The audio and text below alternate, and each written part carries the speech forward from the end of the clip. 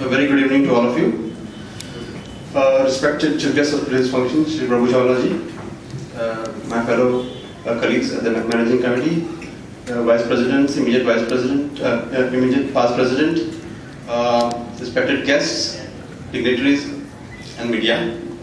It gives me great pleasure, happiness, and a sense of relief and elation that we are hosting the second GCCI Media Awards this year. Quite so because last year I had pompously said that this is going to be an annual event, and thankfully, due to the work put in by my chambermates, this is seen fruition today. As Goa's oldest business and commerce body, boasting a heritage of 107 years, the Goa Chamber does not believe in a sectoral focus. We represent multi-sectoral business focus and business aspirations.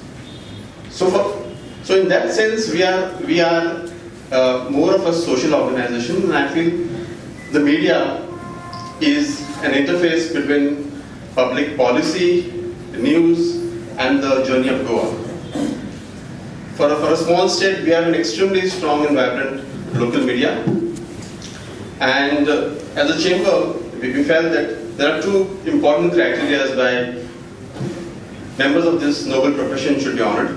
One, of course, is the fact that they are all living a much stressful profession, which is a thankless job, and more so because in today's generation, with the kind of avenues that are available, and by no stretch of imagination is this a very lucrative profession, they're still part of this great industry, great calling, because they feel that it's their moral duty to be and act as an interface between what transpires in news and what goes out to the public. That is the primary platform why they should be awarded. Number two is the fact that while the deliberations for the awards were on, we realized one of our key members, Kishore said that a journalist may not possess experience or the kind of depth to comment on policy matters or matters which are beyond his scope of strength. But he makes it his job to go down to do his research, to exactly portray what the commentator of this particular policy or somebody who has made a comment to the public. In that sense, this responsibility is huge because the correct picture has to go out to the people, and they do this day in and day out. So in that sense, also it is a big responsibility for us at the Goa Chamber to acknowledge this credit, to acknowledge this debt that we owe to the journalist. So last year we came with the thought that we would go beyond awarding business journalists, sadly, because I run a business magazine, but we would look at the entire spectrum of journalism, and we came out with 5 categories last year. This year we have added one more category to this. So we have the best English journalist, the best Indian language journalist.